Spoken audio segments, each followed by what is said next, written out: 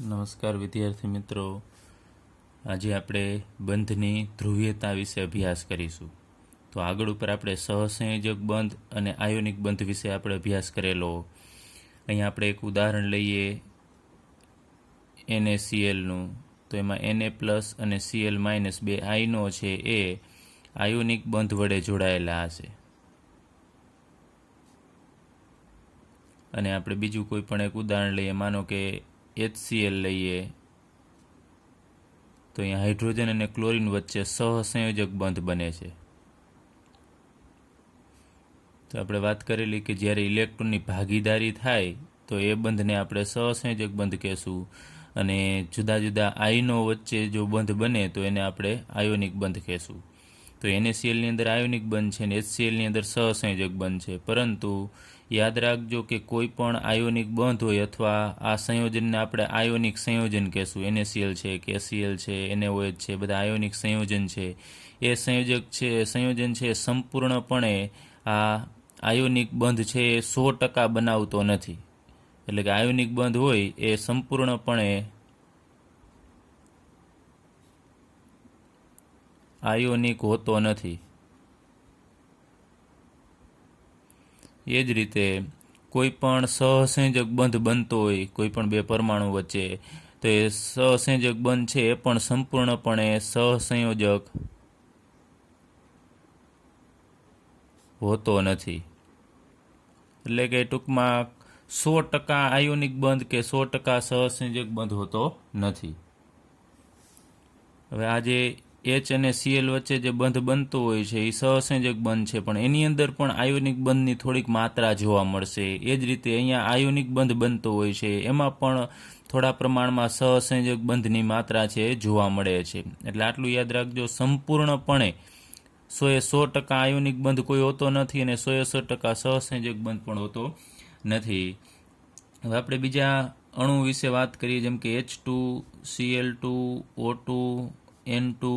આ બધા અણુ છે એ અણુમાં સમાન પરમાણુ બધા જોડાયેલા છે. તો અહીંયા આપણે હાઇડ્રોજનની વાત કરીએ તો હાઇડ્રોજનની અંદર આ બે પરમાણુ હોય એમાં બંનેના એક એક ઇલેક્ટ્રોન છે એની અહીંયા ભાગીદારી થયેલી હશે. તો આને ભાગીદારી ઇલેક્ટ્રોન યુગ્મ કહેશું આપણે. તો અહીંયા બે કેન્દ્ર છે, એટલે કે અહીંયા હાઇડ્રોજનનું કેન્દ્ર હોય અને અહીંયા આ બાજુએ પણ હાઇડ્રોજનનું કેન્દ્ર. તો આ સમકેન્દ્રીય કહેવાય બંને. એટલે કે સમાન પરમાણુ ધરાવતો અણુ છે એટલે આ સમકેન્દ્રીય છે. એમાં આ જે સહસંયોજક બંધના જે ઇલેક્ટ્રોન યુગ્મ છે એ જેટલો હાઇડ્રોજન ખેંચી શકશે એટલો જ આ બાજુનો હાઇડ્રોજન છે ખેંચી શકશે. તો આ ઇલેક્ટ્રોન યુગ્મ છે જે ભાગીદારીનું એ મધ્યમાં ગોઠવાશે. ભાગીદારીનું ઇલેક્ટ્રોન યુગ્મ છે એ મધ્યમાં ગોઠવાય છે, એટલે કોઈ ખેંચી શકતું નથી. તો એના પરિણામે આ અણુ છે એ અધ્રુવીય બને છે. અધ્રુવીય એટલે એ કઈ ઉપર ± ચાર્જ ઉત્પન્ન ન થાય એવા અણુને આપણે અધ્રુવીય અણુ કહેશું. એ સામાન્ય રીતે અહીંયા આપણે વાત કરીએ તો સમાન વિદ્યુત ઋણતાવાળા જો પરમાણુ હોય તો સામાન્ય રીતે એ અણુ અધ્રુવીય બને છે. ચાલો હવે આપણે એક બીજું ઉદાહરણ લઈએ, હાઇડ્રોજન ફ્લોરાઇડનું, HFનું ઉદાહરણ લઈએ. આ HF અણુનું. આ અણુની આપણે વાત કરીએ તો એમાં એક ઇલેક્ટ્રોન આ હાઇડ્રોજનનો હશે અને બીજો ઇલેક્ટ્રોન છે એ ફ્લોરિનનો હશે. તો અહીંયા ભાગીદારીનું આ ઇલેક્ટ્રોન યુગ્મ હશે. હવે અહીંયા તમે જુઓ છો કે આ બાજુએ હાઇડ્રોજન છે એટલે એના કેન્દ્રમાં એક પ્રોટોન હશે, આ બાજુએ ફ્લોરિન છે તેના કેન્દ્રમાં 9 પ્રોટોન હશે. તો અહીંયા બંને સમાન કેન્દ્ર નથી, એટલે કે આ બાજુએ હાઇડ્રોજન છે ને આ બાજુએ ફ્લોરિન છે, એટલે બંનેના કેન્દ્ર કાંઈ સમાન કહેવાય નહીં. એટલે અહીંયા આ બંને છે એ વિષમ પરમાણુ કહેવાય અને આ અણુને આપણે કહેશું વિષમ કેન્દ્રીય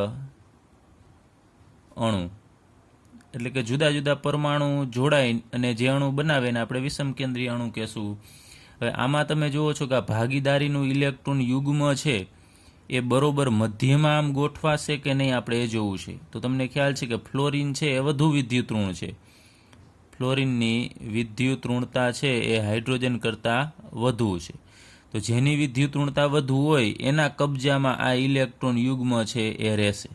તો આ ઇલેક્ટ્રોન યુગ્મ ફ્લોરિન પોતાની તરફ ખેંચી રાખે છે. તો જે પોતાની તરફ ખેંચી રાખે એના ઉપર આંશિક ઋણ વીજભાર આવે, અને જેના કબજામાં નથી અને ગુમાવી દેશે, સંપૂર્ણપણે ગુમાવતું નથી પરંતુ આંશિક રીતે ગુમાવે છે, તેના ઉપર ડેલ્ટા પ્લસ ચાર્જ મૂકીશું. તો અહીંયા આ બંધના ઇલેક્ટ્રોન યુગ્મ ફ્લોરિન પોતાની તરફ ખેંચતો હોવાથી એના ઉપર આંશિક ઋણ અને આના ઉપર આંશિક ધન વીજભાર આવે છે, એટલે કે આ બંધ છે એ ધ્રુવીય બંધ બનશે. પ્લસ માઇનસ ચાર્જ ઉત્પન્ન થાય એટલે એ બંધને આપણે ધ્રુવીય બંધ કહેશું, અને આ અણુ છે એ ધ્રુવીય અણુ થશે.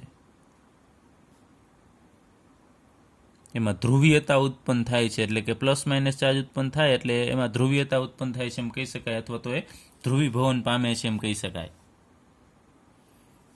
હવે આનું ધ્રુવીય બને છે એનો મતલબ કે આપણે એમ કહી શકાય કે ધ્રુવીભવન પામે છે. ધ્રુવીભવનના પરિણામે આ અણુ છે એમાં દ્વિધ્રુવ ચાક માત્રા ઉત્પન્ન થાય છે.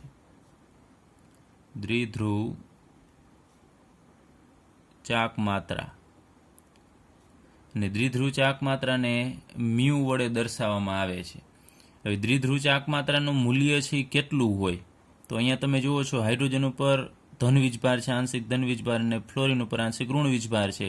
એટલે અહીંયા કોઈ પ્રકારનો વીજભાર હશે, એ ભારનું મૂલ્ય આપણે લેવાનું છે, એના ઉપર ઉત્પન્ન થયેલો ભાર જેને આપણે ક્યુ વડે દર્શાવીએ છીએ એ. અને આ ઉપરાંત આ બંને કેન્દ્ર વચ્ચેનું અંતર, એટલે કે ફ્લોરિન અને હાઇડ્રોજન બંને વચ્ચેનું અંતર હશે, એને આપણે આર વડે દર્શાવી દઈએ. તો ભાર એટલે કે ધનભાર અને ઋણભાર વચ્ચેનું અંતર જે બંને અલગ પડે છે અંતર, તો ભાર ગુણ્યા આપણે અહીંયા લખીશું અલગીકરણનું અંતર, જેને આપણે આર વડે દર્શાવીશું. તો ભાર, આના ઉપર ઉત્પન્ન થતો ભાર અને એ બંને વચ્ચેના અંતરનો તમે ગુણાકાર કરશો અને જે મૂલ્ય મળે એને આપણે દ્વિધ્રુવ ચાક માત્રા કહેશું, અને એને મ્યુ વડે દર્શાવવામાં આવે છે. તો આ સૂત્ર છે યાદ રાખજો. હવે દ્વિધ્રુવ ચાક માત્રા છે મ્યુ, એનો એકમ એટલે શેમાં માપવામાં આવે છે, તો એ ડીબાઈમાં માપવામાં આવે છે, ડીબાઈ એકમ, અને એને કેપિટલ ડી વડે દર્શાવવામાં આવે છે. હવે ડીબાઈનો આપણે સંબંધ લઈએ કે એક ડીબાઈ એટલે કેટલું થાય, તો એક ડી એટલે કે આને તમારે વાંચવાનું ડીબાઈ, એક ડીબાઈ બરાબર 3.33564 ગુણ્યા 10⁻³ અને એનો એકમ આવશે કુલંબ. હવે કુલંબ એટલા માટે આવે છે કે ભારનો એકમ કુલંબ લીધેલો છે, અને અંતર છે એ ડિસ્ટન્સ છે એનું અંતર આપણે મીટરમાં માપીશું, એટલે કુલમ ઇન્ટુ મીટર. એટલે એક ડીબાઈ બરાબર 3.33564 ગુણ્યા 10⁻³ કુલમ મીટર થશે. અહીંયા સી છે એ કુલમ દર્શાવે છે અને એમ છે એ મીટર દર્શાવે છે. હવે આપણે લઈએ કે દ્વિધ્રુવ ચાક માત્રા છે એ સદિશ રાશિ છે. તમને ખ્યાલ છે સદિશ અને અદિશ એવી બે અલગ અલગ રાશિ છે. એમાં દ્વિધ્રુવ ચાક માત્રા છે સદિશ રાશિ છે, મીન્સ કે દિશા ઉપર આધાર રાખે છે, કારણ કે હાઇડ્રોજન અને ફ્લોરિન છે એ બંધના ઇલેક્ટ્રોન કોણ ખેંચી રાખે છે, આમાં દિશા છે મહત્વની છે. તો આ બંધના ઇલેક્ટ્રોન છે ફ્લોરિન ખેંચી રાખે છે.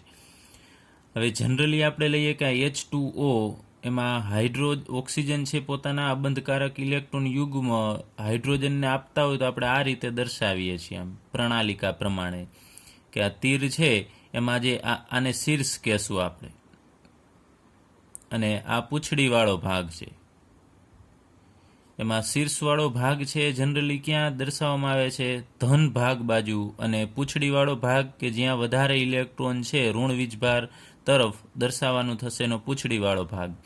પરંતુ અહીંયા આપણે રસાયણ વિજ્ઞાનમાં અલગ રીતે દર્શાવવામાં આવે છે એની પ્રણાલિકા પ્રમાણે. માનો કે આપણે અહીંયા હાઇડ્રોજન અને ફ્લોરિન, એમાં ફ્લોરિન ઉપર બંધકારક ઇલેક્ટ્રોન યુગ્મ 3 હોય એટલે આપણે આ લુઈસ રચના દર્શાવીએ છીએ.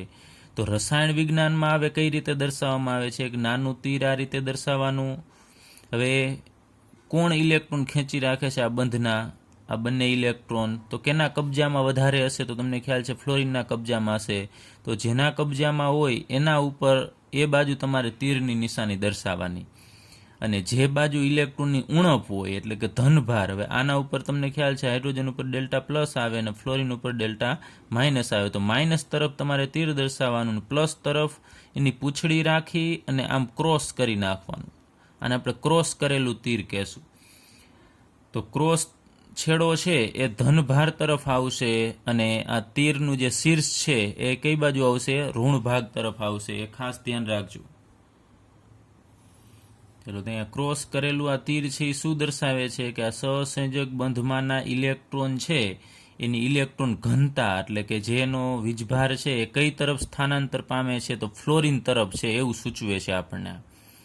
હવે ફરીથી એક વખત રિપીટ કરું છું કે અહીંયા યાદ રાખજો, આ પ્રણાલિકા પ્રમાણે આ રીતનું હોય છે કે ધન ભાગ તરફ શીર્ષ આવે અને ઋણ ભાગ તરફ પૂંછડી આવે, પરંતુ અહીંયા આપણે રસાયણ વિજ્ઞાનમાં આમાં એનાથી ઉલટું છે. ધન ભાગ તરફ ક્રોસ કરેલું તીર દર્શાવવામાં આવે છે અને ઋણ ભાગ તરફ એનું શીર્ષ દર્શાવવામાં આવે છે.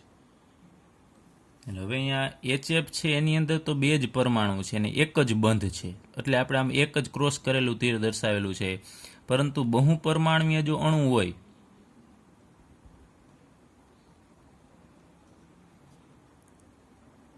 જેમ કે H2O, તો એની અંદર એક કરતાં વધારે બંધ હશે.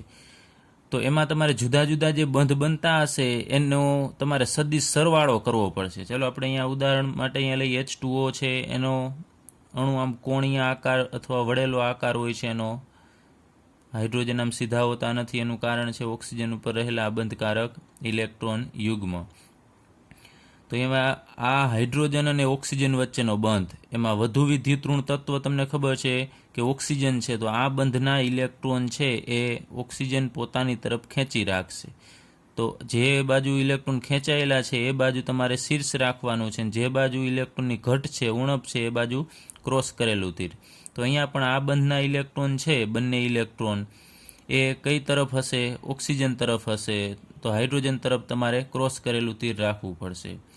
તો આના ઉપરથી તમને ખ્યાલ આવી જશે કે આ માત્ર જો પ્લસ માઇનસ ચાર્જ ન દર્શાવેલો હોય તો પણ સમજી જવાનું આ તીર ઉપરથી તમારે કે આ બાજુ ઋણ ભાગ હશે ને આ બાજુ ધન ભાગ હશે. એટલે આ બંને બંધ છે ધ્રુવીય છે, એટલે આપણે અત્યારે દર્શાવેલું છે બંધ દ્વિધ્રુવ છે, એ સમજાય છે. દ્વિધ્રુવ એટલે એક ધન ભાગ અને બીજો ઋણ ભાગ હશે, એટલે 2 ધ્રુવ ભેગા થતા હોવાથી આપણે એને દ્વિધ્રુવ કહેશું.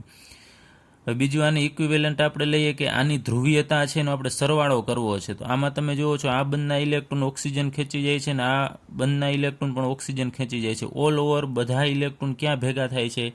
એક જ જગ્યાએ ભેગા થાય છે, એક દિશામાં ભેગા થશે. તો આપણે એનો સદિશ સરવાળો કરીએ તો આપણે એને આ રીતે દર્શાવી શકાય કે આ બંધની જે ધ્રુવીયતા છે એનો સદિશ સરવાળો કરો એટલે ઓલ ઓવર આપણને આવો મળે કે આ બંને બંધ છે એના ઇલેક્ટ્રોન કઈ તરફ ખેંચાયેલા રહેશે? તો ઓક્સિજન તરફ, આ દિશામાં ખેંચાયેલા રહેશે. તો અહીંયા આપણે લખીએ કે આ પરિણમતી દ્વિધ્રુવ ચાક માત્રા દર્શાવે છે કે ઓલ ઓવર આખા અણુની દ્વિધ્રુવ ચાક માત્રા કઈ દિશામાં હોય છે? તો ઓક્સિજનની દિશામાં હશે. હવે આના માટેનું આપણે H2O માટેનું મૂલ્ય છે દ્વિધ્રુવ ચાક માત્રાનું મૂલ્ય આપણે એને મ્યુ વડે દર્શાવીએ. ચાલો અહીંયા દર્શાવી દઈએ. મ્યુ બરાબર 1.85 ડીબાઈ છે એ એટલું પ્રાયોગિક રીતેનું મૂલ્ય છે મળેલું છે, 1.85 ડીબાઈ.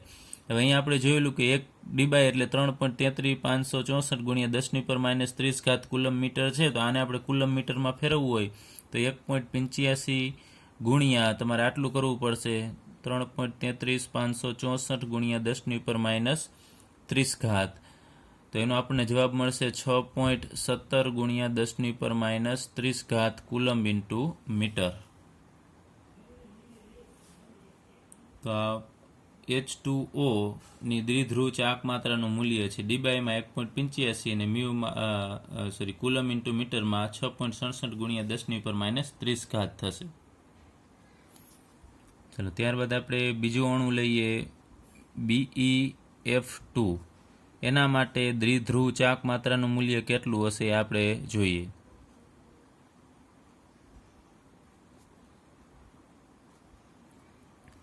BeF2 છે એ અણુનો આકાર રેખીય હોય છે, એટલે કે 180 ડિગ્રીના ખૂણે બંને ફ્લોરિન છે અહીંયા ગોઠવાયેલા હશે. હવે તમને ખ્યાલ છે બેરેલિયમ અને ફ્લોરિન બંનેમાંથી વધુ વિદ્યુતઋણ તત્વ તો કોણ થશે? ફ્લોરિન. તો આ બંધના બંને ઇલેક્ટ્રોન છે ફ્લોરિન પોતાની તરફ ખેંચી રાખશે. એટલે આમ તમારે ક્રોસ કરેલું તીર દર્શાવવાનું આ દિશામાં, અને આ બંધના ઇલેક્ટ્રોન છે આ ફ્લોરિન ખેંચી રાખશે. એટલે એ બાજુએ તમારે ક્રોસ કરેલું તીર દર્શાવવાનું થશે. તો એનો મતલબ કે આ અણુ ધ્રુવીય તો થશે જ, એટલે કે એમાં બંધની ધ્રુવીયતા આમાં જોવા મળશે જ, કારણ કે ક્રોસ કરેલું તીર દેખાય એટલે તમારે સમજી જવાનું કે એની અંદર રહેલા બંધ છે એ ધ્રુવીય છે અથવા તો દ્વિધ્રુવ છે. હવે આપણે એનું પરિણામી કુલ એનું દ્વિધ્રુવ ચાક માત્રનું આખા અણુનું મૂલ્ય આપણે મેળવવું છે. તો કેટલું થશે? તો તમે જુઓ છો કે આ બાજુનો ફ્લોરિન છે એ આ દિશામાં ખેંચે છે, જ્યારે આ ફ્લોરિન એનાથી વિરુદ્ધ દિશામાં. તો પરિણામ તો આપણે દ્વિધ્રુવ ચાક માત્રનું મૂલ્ય મેળવીએ તો એકબીજાથી વિરુદ્ધ છે. ચલો, આનો સરવાળો બંને વિરુદ્ધ દિશામાં હોવાથી એની દ્વિધ્રુવ ચાક માત્રનું મૂલ્ય આપણને કેટલું મળશે? 0 મળશે, કારણ કે વિરુદ્ધ દિશામાં આ બાજુ જેટલું આમ ફ્લોરિન ઇલેક્ટ્રોન ખેંચશે એટલા જ ઇલેક્ટ્રોન આ બાજુએ ખેંચે છે. તો બંને બાજુએ સમાન ચાક માત્રા હોવાથી એકબીજાની અસરને શું કરશે? નષ્ટ કરશે. એટલે કોઈ પણ વસ્તુ જ તમે જોઈ લ્યો કે આ બાજુ એક વસ્તુ છે ને ફ્લોરિન આ બાજુથી ખેંચે છે અને બીજો ફ્લોરિન છે એ આ બાજુથી ખેંચશે. એટલે કોઈ અથવા આપણે દોરડા ખેંચનું ઉદાહરણ લઈએ તો વચ્ચે રહેલી વસ્તુને બંને બાજુએથી 180 ડિગ્રીના ખૂણે સરખું બળ આપશો તો વચ્ચેની વસ્તુ છે એકેય બાજુ જશે નહીં, એટલે પરિણામ આપણને શું મળશે? 0. તો એ જ રીતે અહીંયા દ્વિધ્રુવ ચાક માત્રાનું મૂલ્ય છે એ પણ આપણને 0 મળે છે. ત્યારબાદ આપણે ત્રીજો એક અણુ લઈએ BF3. આ ત્રિપરિમાણીય અણુ છે, એની દ્વિધ્રુવ ચાક માત્રાનું મૂલ્ય છે એ કેટલું છે અને કેવું હશે એના વિશે આપણે અભ્યાસ કરીએ. તો અહીંયા BF3 અણુ છે એનું બંધારણ છે આ રીતે સમતલીય છે, સમતલીય ત્રિકોણ જેવું. 3 ફ્લોરિન છે એ 120 ડિગ્રીના ખૂણે છે આમ ગોઠવાયેલા હોય છે. આ બધા વચ્ચેનો બંધ કોણ છે કેટલો હશે? 120 ડિગ્રી હશે આ ત્રણેય વચ્ચેનો. હવે આ બંધના ઇલેક્ટ્રોન તો તમને ખબર છે ફ્લોરિન પોતાની તરફ ખેંચી જ રાખે છે, કારણ કે ફ્લોરિનની વિદ્યુતઋણતા વધુ છે. એટલે ક્રોસ કરેલું તીર છે એ ફ્લોરિન તરફ દર્શાવવું. અહીંયા પણ આ બંધના ઇલેક્ટ્રોન ફ્લોરિન ખેંચતો હશે અને આ બંધના ઇલેક્ટ્રોન છે એ પણ ફ્લોરિન પોતાની તરફ ખેંચશે.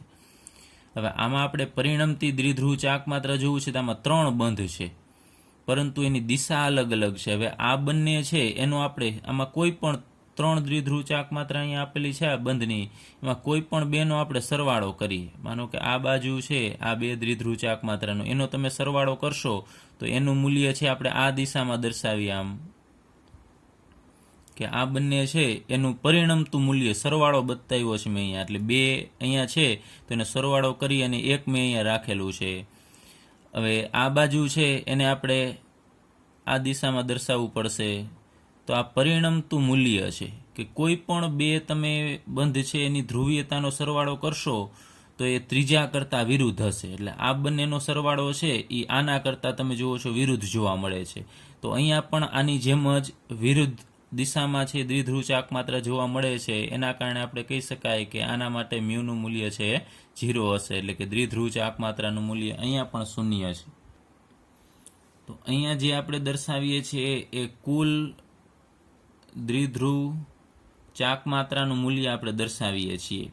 બીજી રીતે તમારે જોવું હોય તો જઈ શકાય કે અહીંયા માનો કે કોઈ વસ્તુ અથવા કોઈ પથ્થર પડેલો છે અને 3 વ્યક્તિ આ રીતે 120 ડિગ્રીનો ખૂણો બનાવી અને ખેંચે છે, અને બધા વ્યક્તિ અહીંયા હોય એ સમાન બળથી ખેંચતા હોય. તો તમને ખબર છે કે આ વચ્ચે રહેલી કોઈ વસ્તુ કે પથ્થર હોય એ એકય દિશામાં જશે નહીં, કારણ કે બધી બાજુએથી સમાન બળ લાગે છે. એનું રીઝન આ બંધ કોણ પણ છે. જો બંધ કોણ અલગ હશે પાછો 120 બધી બાજુએ નહીં હોય તો દિશા છે એ સમાન કહેવાશે નહીં. તો અહીંયા કંઈક તમને મૂલ્ય મળે. પરંતુ BF3માં ઓલ ઓવર આખા અણુની દ્વિધ્રુવ ચાક માત્રાનું મૂલ્ય 0 મળે છે. ચાલો, હવે અહીંયા આપણે કમ્પેરિઝન લેવાની છે NH3 અને NF3 અણુમાં. તો NF3 અણુમાં નાઇટ્રોજન કરતાં ફ્લોરિન છે એ વધુ વિદ્યુતઋણ છે. તમને ખ્યાલ છે અહીંયા નાઇટ્રોજન કરતાં ફ્લોરિન છે વધુ વિદ્યુતઋણ છે, અને અહીંયા નાઇટ્રોજન કરતાં હાઇડ્રોજન છે એ ઓછું વિદ્યુતઋણ છે.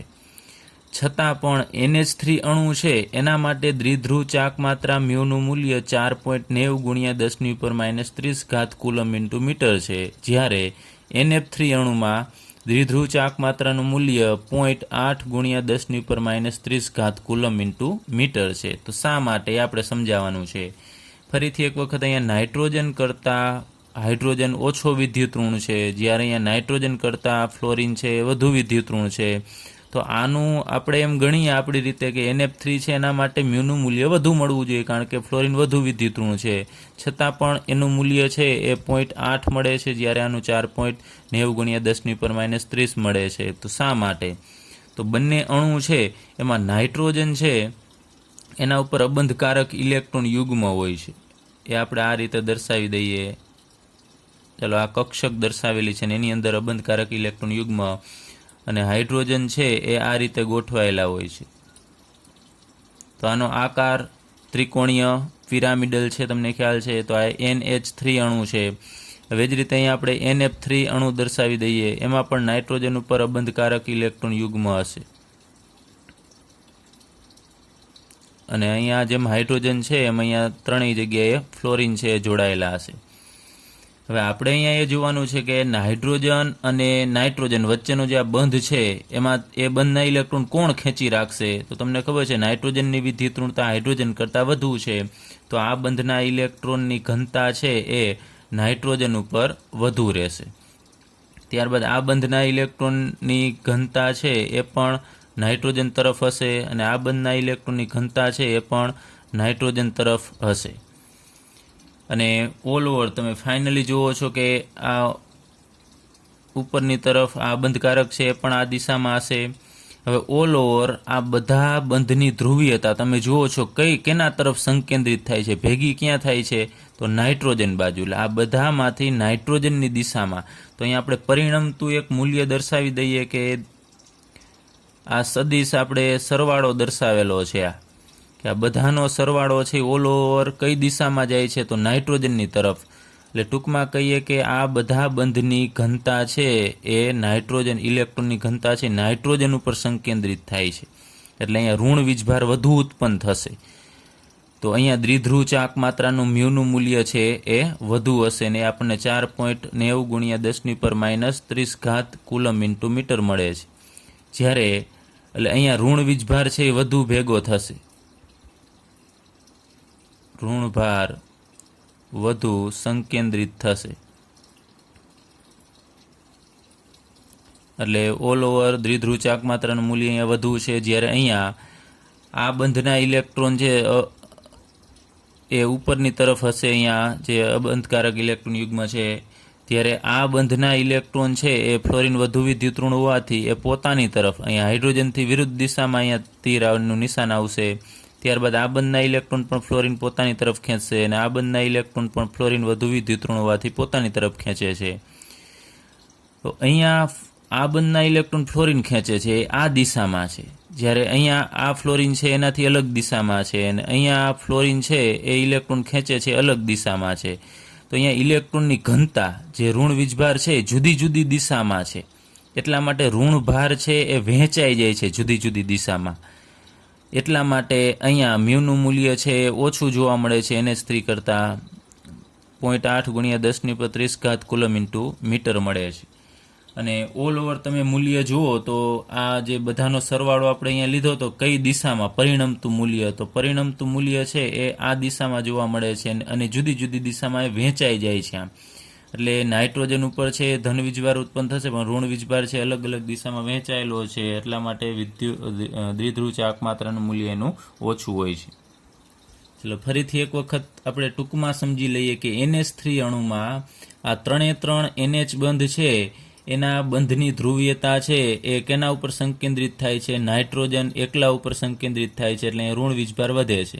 જ્યારે અહીંયા આ બંધની જે ધ્રુવીયતા છે એ 3 ફ્લોરિન ઉપર ને અલગ અલગ દિશામાં હોવાથી જુદી જુદી દિશામાં એ વહેંચાઈ જાય છે, એટલા માટે અહીંયા મ્યુનું મૂલ્ય છે ઓછું છે. ચલો તો હવે અહીંયા આપણે એ અભ્યાસ કર્યો કે બધા જ સહસંયોજક આ બધા સહસંયોજક બંધ હતા એમાં પણ આયોનિક લક્ષણ છે જોવા મળતું હતું, એટલે કે પ્લસ માઇનસ ચાર્જ જોવા મળે છે. અહીંયા આપણે પ્લસ માઇનસની જગ્યાએ તીર દર્શાવીએ છીએ કે જે સદિશ રાશિ છે. તો એ જ રીતે આયોનિક બંધ છે બધા, જે બધા આયોનિક બંધ છે એની અંદર પણ સહસંયોજક લક્ષણ જોવા મળે છે.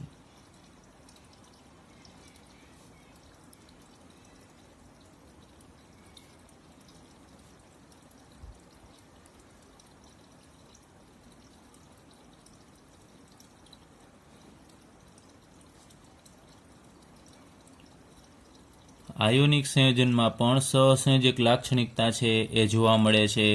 તો એ આપણે એક ફઝાન વડે સમજાવીશું. એની લાક્ષણિકતા, એના નિયમ છે, અમુક પોઈન્ટ આપણે જોઈએ. ચાલો આપણે એના નિયમ જોઈએ, ફઝાનના નિયમ. તો એમાં એક ખાસ સમજજો કે છે સંયોજન આયોનિક, કે આયોનિક બંધ બને છે પરંતુ એની અંદર સહસંયોજક બંધની પણ લાક્ષણિકતા હોય, એના વિશે આપણે અભ્યાસ કરીએ. તો એમાં પહેલું આપણે જોઈએ કે ધન આયનનું કદ જેમ નાનું હોય, એટલે કે આપણે લઈએ, માનો કે આ ધન આયન છે એનું કદ નાનું છે અને ઋણ આયનનું કદ મોટું હોય. તો માનો કે આ ઋણ આયન છે એનું કદ મોટું છે, તો આયનીય બંધ એ ધન આયન અને ઋણ આયન વચ્ચે જે આયોનિક બંધ બનશે એમાં સહસંયોજક લાક્ષણિકતા છે વધુ જોવા મળશે.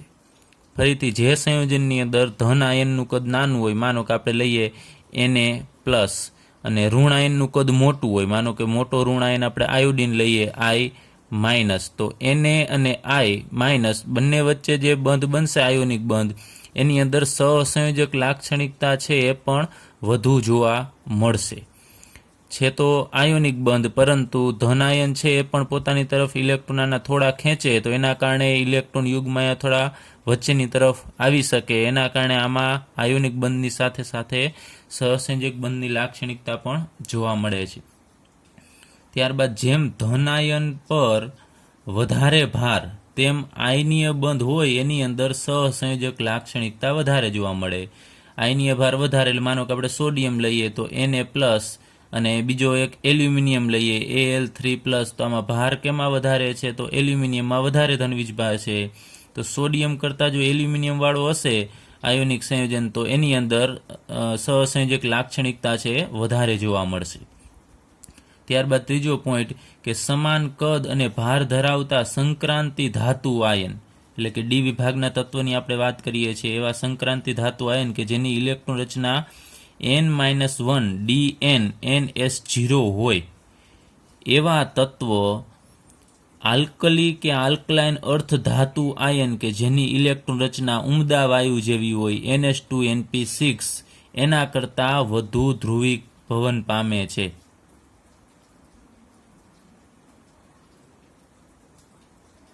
વધુ ધ્રુવીભવન પામશે, એટલે કે સહસંયોજક બંધ છે એમાં વધારે ફાળો છે આ આપશે. તો આનું આપણે ખાલી તમને સમજાવવા માટે, ઇલેક્ટ્રોન રચના માટે હું અહીંયા સમજાવું છું તમને કે આપણે એક સંક્રાંતિ ધાતુ આયન લઈએ, ક્રોમિયમ 2+ લઈએ, તો એની ઇલેક્ટ્રોન રચના આપણે લખીશું તો અહીંયા આર્ગોન આવશે નિષ્ક્રિય તત્વની. ત્યારબાદ અહીંયા N-1, એટલે કે અહીંયા તમે જે Nનું મૂલ્ય મૂકશો, માનો કે આપણે એની ઇલેક્ટ્રોન રચનામાં અહીંયા આવે છે 4s આવશે, તો અહીંયા 4 હોય તો Dની આગળ કેટલા આવશે? 4 માંથી એક બાદ કરવાનું એટલે 3 આવશે, એટલે અહીંયા 3D. ત્યારબાદ અહીંયા આપણે 4નું મૂલ્ય મૂકીએ છીએ તો અહીંયા Dની પાસે ઇલેક્ટ્રોન કેટલા હશે ડી કક્ષકમાં? તો અહીંયા Nના મૂલ્ય જેટલા, તો Nનું મૂલ્ય 4 છે તો D પાસે પણ અહીંયા 4 ઇલેક્ટ્રોન હશે અને S કક્ષકમાં 0 હશે. તો ક્રોમિયમનો પરમાણુ ક્રમાંક છે એ 24 હોય છે અને 2 ગુમાવી દીધા એટલે 22 ઇલેક્ટ્રોન હોય અહીંયા ક્રોમિયમ 2+ પાસે. અહીંયા તમે જુઓ છો કે આર્ગોનના 18 અને ડી કક્ષકના 4, એટલે 18 ને 4 22 થશે. તો આ આયનની વાત કરે છે એ આલ્કલી કે આલ્કલાઇન અર્થ ધાતુ, એમાં આપણે કેલ્શિયમનું ઉદાહરણ લઈએ Ca2+, તો એની ઇલેક્ટ્રોન રચના છે એ નિયોન, ત્યારબાદ 3s2 3p6 થશે.